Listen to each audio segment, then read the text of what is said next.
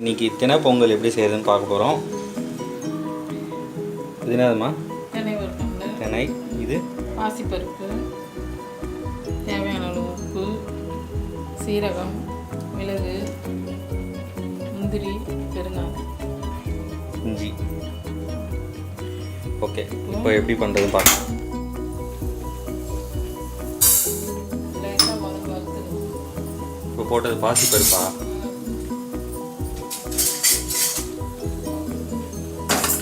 கடாய் விட்டு லேசாக முதல்ல வறுத்துக்கணும். தினையும் பாசிப்பருப்பு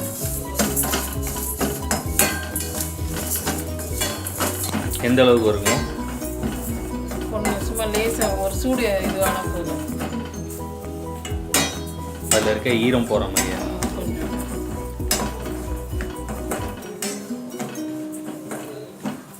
இது மாதிரி வறுத்து போட்டு நல்லா வாசனையாக இருக்கும்.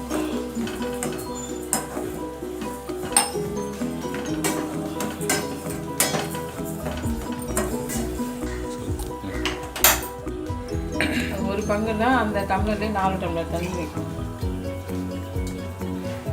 எவ்வளோ தினை போட்டோமோ அதில் 4 4 டம்ளர். பங்கு.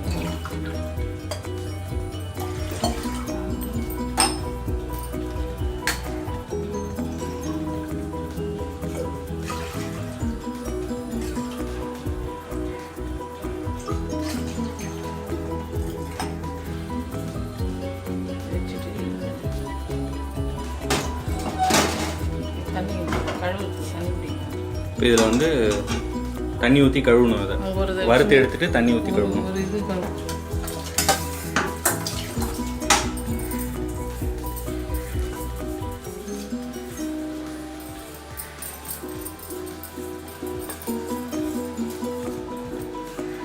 இப்போ நம்ம ஃபஸ்ட்டு வாஷ் பண்ணி வச்சுருந்தோமா இல்லை வறுத்து எடுத்துட்டு தான் வாஷ் பண்ணணும்? வறுத்து எடுத்துட்டு தான் வாஷ் பண்ணணும்.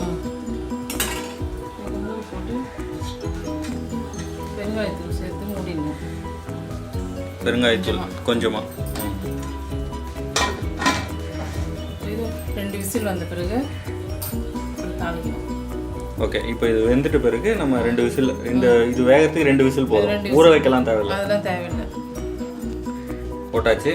ஒரு இது வெந்ததுக்கப்புறம் நம்ம எடுத்து தாளித்து இப்போ நெக்ஸ்ட் பார்ப்போம். இது வேகிறதுக்கான டைம் வெந்துருச்சு. இப்போ ஓப்பன் பண்ண போகிறோம். விசில் முடிஞ்சு 10 நிமிஷம் கழிச்சு ஸ்டீம் போனதும் இப்போ 2 விசில் முடிஞ்சு 10 நிமிஷம் ஆகணுமா? அது ஸ்டீம் போனோம்ல, குக்கர் ஸ்டீம் போன பிறகு திறக்கணும். இப்போ இதுக்கு தாளிச்சு கொட்டணும். பொங்கல் தாளிக்கிற மாதிரி தாளிப்புக்கு தேவையானது ஏதாவது. இது அது கடாய்க்கு வச்சுட்டு நெய் போடணும். தேவையான அளவு போட்டுக்கணும். உங்களுக்கு எவ்வளோ தேவையோ பசுமாட்டு நெய்யோட மனமே மனம் தான். சூடு இருந்ததுன்னா இது இந்து உப்பு, அதான் ஒரு மாதிரி பிங்க் கலரில் இருக்கு. என்னடா உப்பு இப்படி இருக்கேன்னு பார்க்காதீங்க. உப்பு எந்த பிறகு தான் சேர்க்கணும். இல்லையா? அப்படி ஏன்னா பருப்பு இருக்குது இல்லை, அதனால் இதுவாகாது. வெந்த பிறகு உப்பு போட்டால் வேகாது. சால்ட்டு போட்டுட்டு இப்போ எண்ணெய் காஞ்சதும் சீரகம், சீரகம், எண்ணெய் இல்லை நெய், நெய், மிளகு,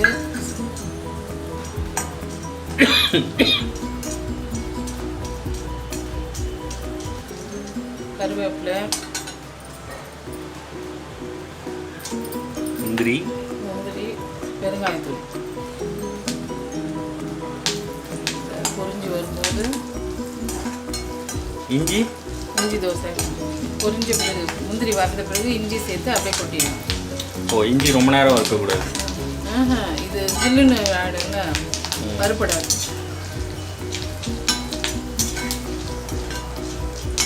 இஞ்சி தோல் சீவி அதை இடித்து வச்சுருக்கோம். அதை போட போகிறோம். முந்திரி வறந்த பிறகு இஞ்சியை போட்டு அதை அப்படியே கொட்டிடணும்.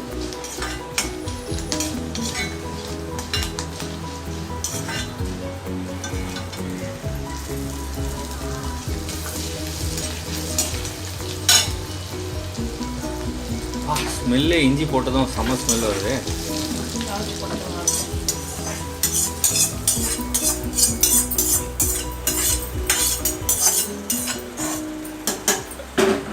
தாளிப்பு மனம் அது அதோட கலரே ஒரு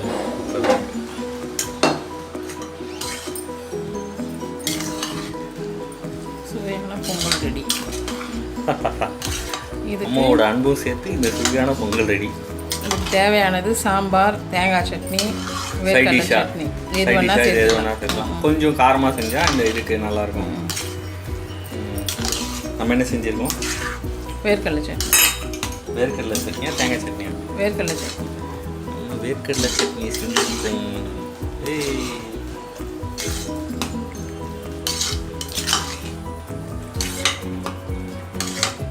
இது எதுக்கெலாம் நல்லது அப்படின்னு நிறைய பேர் கேட்பாங்க.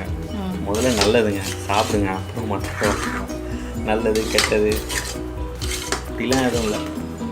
உணவே நல்லது தான். உணவே மருந்து. பொங்கல் ரெடி. இந்த வீடியோ உங்களுக்கு பிடிச்சிருந்தா லைக் பண்ணுங்கள், ஷேர் பண்ணுங்கள், கமெண்ட் பண்ணுங்கள்.